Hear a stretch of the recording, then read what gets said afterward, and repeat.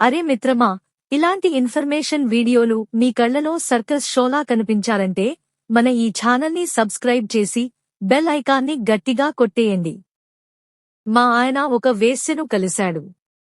సుఖవ్యాధి, gonorrhoea మరియు syphilis వ్యాధులు సోకాయి. డాక్టర్కి చూపించుకుని మందులు వాడారు, అవి పూర్తిగా తగ్గిపోయాయి. ఆయన చాలా మంచివాడు, కాని ఒక స్నేహితుని ప్రోత్సాహంతో వేశ్య దగ్గరకు వెళ్లడం, ఈ విధంగా వ్యాధి సోకడం జరిగింది. ఆయన ఈ విషయం ఉన్నట్లు నాకు చెప్పారు. ఇప్పుడు డాక్టర్ ట్రీట్మెంట్తో సుఖవ్యాధులు తగ్గిపోయాయి కనుక ఎప్పటినుంచి సెక్స్లో పాల్గొనవచ్చు. ట్రీట్మెంట్ పూర్తయ్యాక వ్యాధి పూర్తిగా తగ్గిపోయిందని డాక్టర్ ధృవీకరించిన తర్వాత సెక్స్లో పాల్గొనవచ్చు. సాధారణంగా ఈ వ్యాధులు చికిత్స తర్వాత 10 నుంచి 15 వరకు రోజుల్లో పూర్తిగా తగ్గిపోతాయి. అయినప్పటికీ డాక్టర్ పరీక్ష చేసి సురక్షితమని చెప్పిన తర్వాతే సెక్స్లో పాల్గొనాలి. ఒకవేళ అంతకు ముందే సెక్స్లో పాల్గొనాలనిపిస్తే కండోమ్ తప్పనిసరిగా వాడాలి. మీ భర్త వేశ్యను కలవడం వల్ల సుఖవ్యాధులు, గునోరియా మరియు సిఫిలిస్ సోకాయని, చికిత్స తీసుకున్న తర్వాత అవి తగ్గిపోయాయని మరియు ఈ విషయాన్ని ఆయన మీతో బహిరంగంగా పంచుకున్నారని తెలిపారు. మీరు సెక్స్లో ఎప్పటినుంచి పాల్గొనవచ్చనే సందేహం వ్యక్తం చేశారు. ఇది మీ ఆరోగ్యం మరియు భావోద్వేగ శ్రేయస్సు గురించి మీ ఆందోళనను సూచిస్తుంది. మీ భర్త మంచివారని, ఈ సంఘటన ఒక స్నేహితుని ప్రోత్సాహం వల్ల జరిగిందని చెప్పడం వల్ల మీ దాంపత్య సంబంధంలో విశ్వాసాన్ని పునర్నిర్మించడం మరియు ఆరోగ్యకరమైన లైంగిక జీవితాన్ని కొనసాగించడం మీ లక్ష్యంగా కనిపిస్తోంది.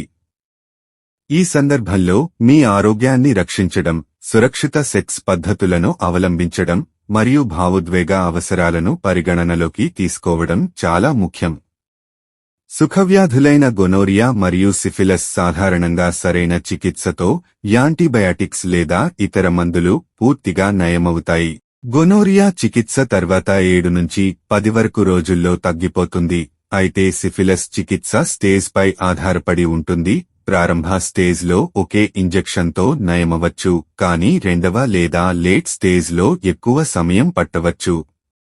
డాక్టర్ రక్త పరీక్షలు, వీడియరల్ లేదా ఆర్పిఆర్ ద్వారా సిఫిలిస్ పూర్తిగా నయమైందని ధృవీకరిస్తారు మరియు గొనోరియా కోసం యూరిన్ లేదా స్వాబ్ టెస్ట్ చేయవచ్చు.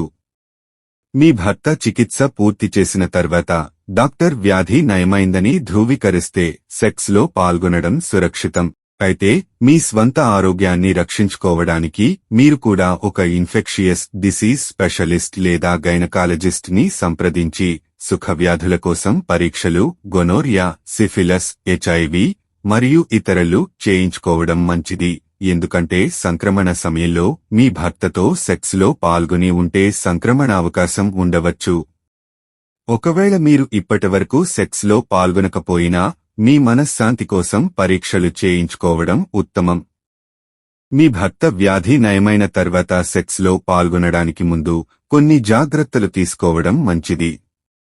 డాక్టర్ ధృవీకరణ తర్వాత కూడా మొదటి కొన్ని వారాలు కండోమ్ వాడటం సురక్షితం, ఎందుకంటే ఇది ఏదైనా అవశేష సంక్రమణ ప్రమాదాన్ని తగ్గిస్తుంది మరియు సుఖవ్యాధుల నుంచి అదనపు రక్షణ ఇస్తుంది.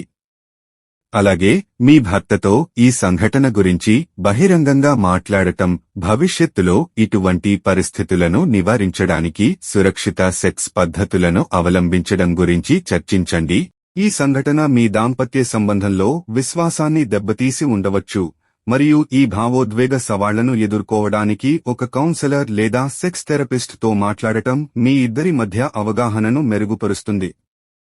మీ భర్త ఈ విషయాన్ని మీతో నిజాయితీగా పంచుకోవడం వారి సత్యసంధతను సూచిస్తుంది. కాబట్టి ఈ సానుకూల అంశాన్ని ఉపయోగించి మీ సంబంధాన్ని బలోపేతం చేయడానికి కలిసి పని చేయండి. భవిష్యత్తులో ఇద్దరూ కండోమ్ వంటి సురక్షిత పద్ధతులను ఉపయోగించడం, రెగ్యులర్ ఎస్టీఐ పరీక్షలు చేయించుకోవడం మరియు బహిరంగ సంభాషణలు జరపడం ద్వారా మీ లైంగిక ఆరోగ్యాన్ని రక్షించుకోవచ్చు. వెంటనే మీ డాక్టర్ని సంప్రదించి మీ ఆరోగ్య పరీక్షలు చేయించుకోండి మరియు మీ భర్త వ్యాధి పూర్తిగా నయమైందని ధృవీకరించుకున్న తర్వాత కండోమ్తో సెక్స్లో పాల్గొనడం ప్రారంభించండి. మీ శారీరక మరియు భావోద్వేగ శ్రేయస్సును పరిరక్షించడానికి ఈ జాగ్రత్తలు తీసుకోండి.